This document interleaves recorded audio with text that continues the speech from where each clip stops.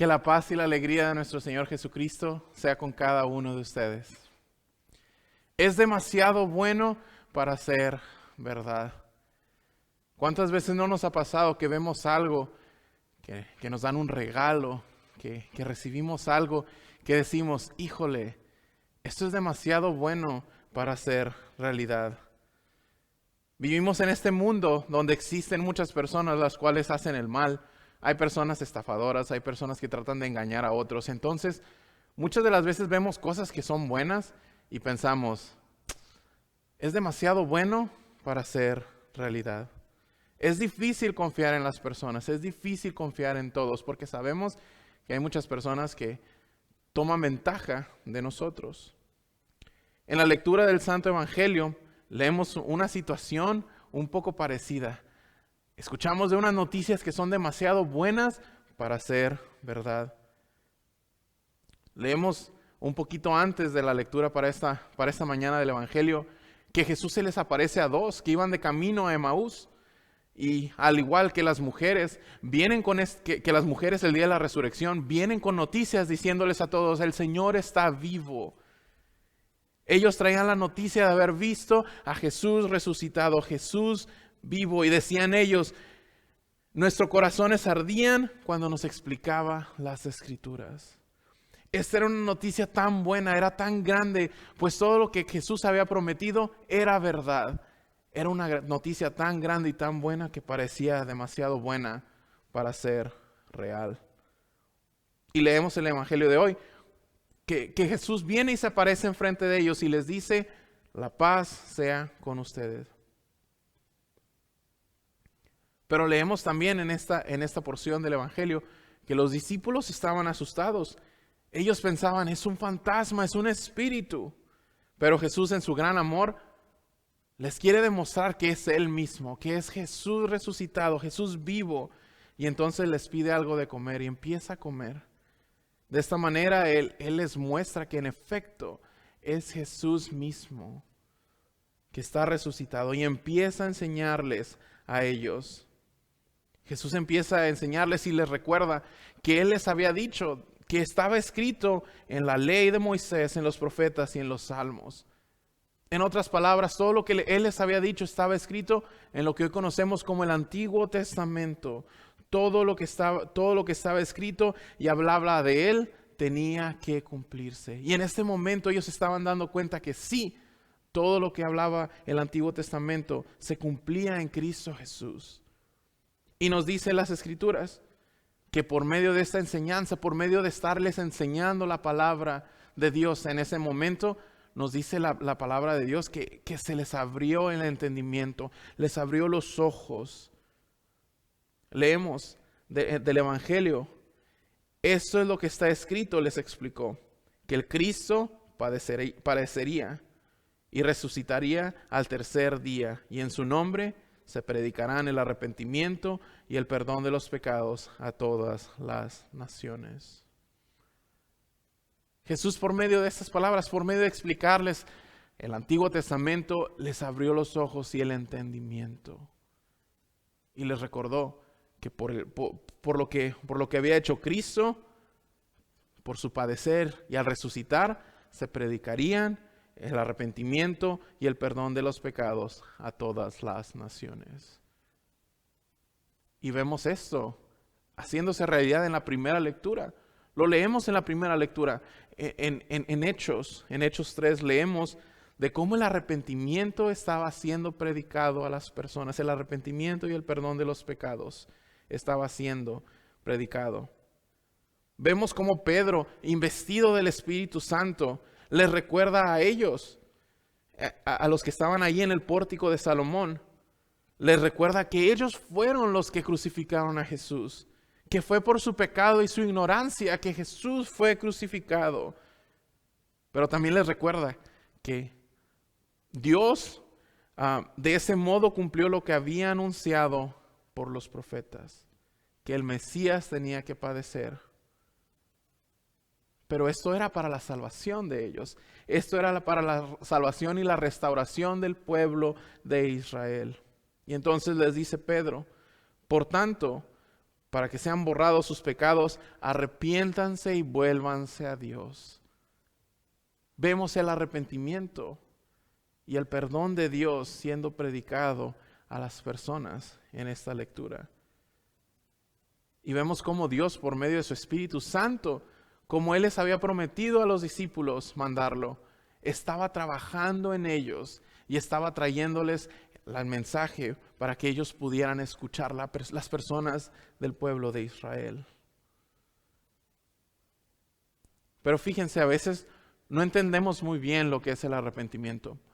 A veces pensamos que el arrepentimiento es algo que yo tengo que hacer, es una buena obra que yo tengo que lograr, es algo que solamente yo puedo llegar a alcanzar. Pero la palabra de Dios no nos enseña eso acerca del arrepentimiento. El volverse a Dios, el arrepentirse, no es nada más que un acto de Dios mismo. Y se preguntará usted, ¿cómo puede esto ser posible? ¿Cómo es que el arrepentimiento sea algo que Dios hace? Bueno, en las confesiones luteranas podemos aprender acerca del arrepentimiento. Nos enseña 3 cosas muy importantes. Nos enseña que todos debemos arrepentirnos. Todos debemos de llegar al arrepentimiento. También nos enseña que el arrepentimiento no es algo que nosotros logramos, sino algo que Dios trabaja en nosotros. Y de la misma manera, las confesiones nos enseñan que las buenas obras no son parte del arrepentimiento, sino un fruto del arrepentimiento. Entonces podemos ver que hay 2 partes muy importantes en el arrepentimiento.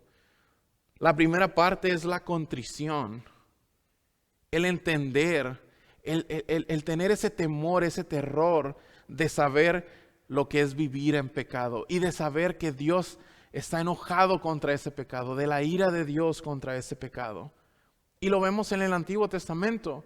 En muchas historias, cómo la ira de Dios castiga el pecado y cómo la ira de Dios lleva a la muerte, cómo el pecado de nosotros lleva a la muerte. La contrición es darnos cuenta de lo que merecen nuestros pecados, del pago que merece el pecado, que es la muerte y la ira de Dios. El entender que nuestra condición no merecemos nada. Eso es la contrición. Y fíjense, leemos del Salmo 38. Leemos a David reconociendo sus pecados delante de Dios y escribiendo él su sentimiento acerca de su mismo pecado. Escribe David: mis maldades me abruman, son una carga demasiado pesada. Me siento débil, completamente deshecho. Mi corazón gime angustiado. Y eso es lo que hace la palabra de Dios. La palabra de Dios, la ley de Dios, es lo que nos muestra nuestras fallas, nuestras faltas, nuestros pecados. Por esa razón, la contrición es un trabajo que Dios hace. Es Dios quien nos muestra a nosotros por medio de su palabra que somos pecadores, que hemos fallado, que estamos lejos de ser perfectos, lejos de su gracia.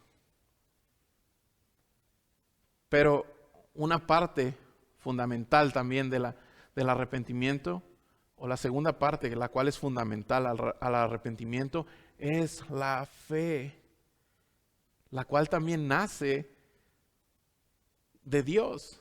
La fe en creer, en entender y confiar en que aun cuando somos pecadores, recibimos el perdón que Cristo ganó para nosotros. Entender que ese castigo que yo merezco, ya no lo tengo que soportar, pues Cristo tomó mi lugar. Y esta fe, otra vez, viene del Evangelio mismo. Leemos de Romanos capítulo 10, versículo 17. Así que la fe viene como resultado de oír el mensaje, y el mensaje que se oye es la palabra de Cristo. Igual que la contrición, la fe es una obra de Dios.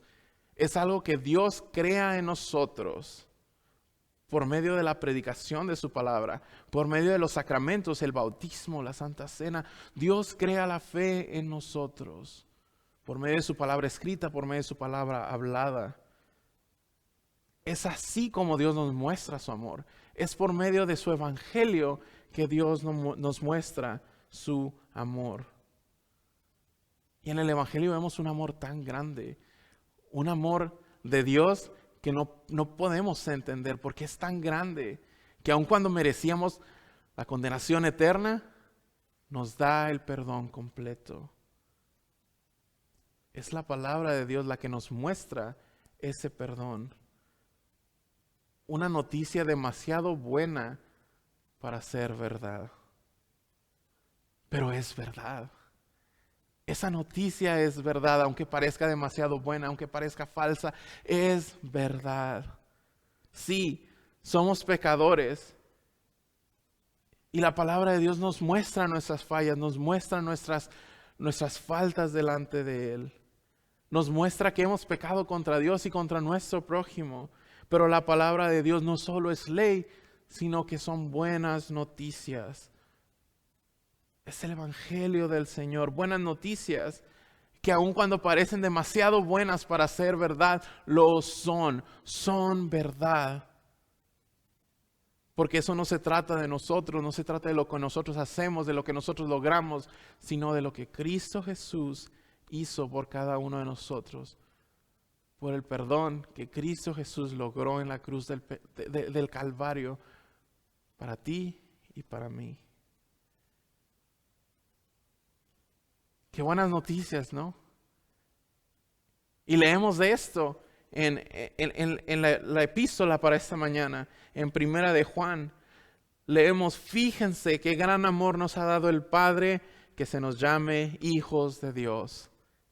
Y lo somos. Qué bellas noticias que aun cuando parecen falsas son verdad. Aun cuando parecen demasiado buenas para ser verdad, lo son. Somos hijos de Dios. El amor del Padre es tan grande que nos hizo sus hijos por los méritos de Cristo Jesús. Una noticia difícil de creer, pero una noticia que es completamente verdad. Porque somos verdaderamente hijos de Dios, somos perdonados por los méritos de Cristo Jesús. Por los méritos de Cristo Jesús, tú eres el Hijo amado de Dios, tú eres la hija amada de Dios. Por los méritos de Cristo Jesús, todos tus pecados quedan completamente perdonados. Pues al ser hijos de Dios hemos recibido el perdón que Cristo ha ganado por cada uno de nosotros y la vida eterna que Cristo ha ganado por cada uno de nosotros. El día de hoy el Evangelio se sigue predicando. El arrepentimiento y el perdón de los pecados sigue siendo predicado en todas partes. Y la buena noticia es que sin lugar a dudas, este Evangelio es para ti. Estas noticias que son verdad son para ti. Que tú eres perdonado en el nombre de Cristo Jesús. Amén.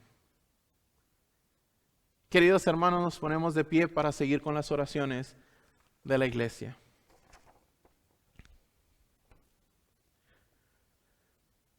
Oremos por toda la iglesia de Dios en Cristo Jesús y por toda la gente de acuerdo con sus necesidades. Señor Dios, en tu presencia encontramos la verdadera alegría. En medio de los pecados y tribulaciones de este mundo te pedimos, Señor, danos la luz y la alegría, danos la paz que Cristo Jesús ha ganado para cada uno de nosotros. Ayúdanos a reconocer la salvación que Cristo ha ganado para cada uno de nosotros, tus hijos. Señor, en tu misericordia, escucha nuestra oración. Padre Celestial, por la encarnación de tu Hijo, la reconciliación que Él ganó en la cruz, tú nos has hecho tus hijos y tú nos reúnes a todos en tu santa iglesia. Te pedimos, Señor, sigas sosteniendo tu iglesia y sigas sosteniendo la predicación de tu santa palabra y del mensaje de arrepentimiento para que el perdón de los pecados en el nombre de Cristo Jesús sea escuchado por todas partes, para que todos escuchen estas buenas noticias. Señor, en tu misericordia, escucha nuestra oración. Danos paz, Señor. Protege, te pedimos, Señor, a los líderes de Estados Unidos, de este país y también de México. Señor, permite que ellos puedan servirte y servir al pueblo para que pueda permanecer el orden y la paz en estos países. Señor, en tu misericordia, escucha nuestra oración. Padre de gracia, así como la aparición de tu Hijo Cristo Jesús trajo paz a los discípulos, te pedimos que tu presencia y cuidado traiga paz y traiga alegría a todos aquellos que están en necesidad física o espiritual. En especial te pedimos, Señor, por Francisco Rendón y por su recuperación. De la misma manera, Señor, te pedimos por Francisco y Salustia y por toda la familia. Te pedimos, Señor, que sigas protegiendo a todos los miembros de San Pablo y a sus familiares que viven en México y en todas partes, en donde quiera que vivan ellos. Te pedimos, Señor, por las necesidades específicas que tú conoces de cada uno de tus hijos. Señor, en tu misericordia, escucha nuestra oración. Todas estas cosas y todo lo que tú sabes que necesitamos, concédelas, oh Padre Celestial, por los méritos de aquel que murió y resucitó por nosotros, y vive y reina contigo y con el Espíritu Santo, siempre un solo Dios, por los siglos de los siglos. Amén.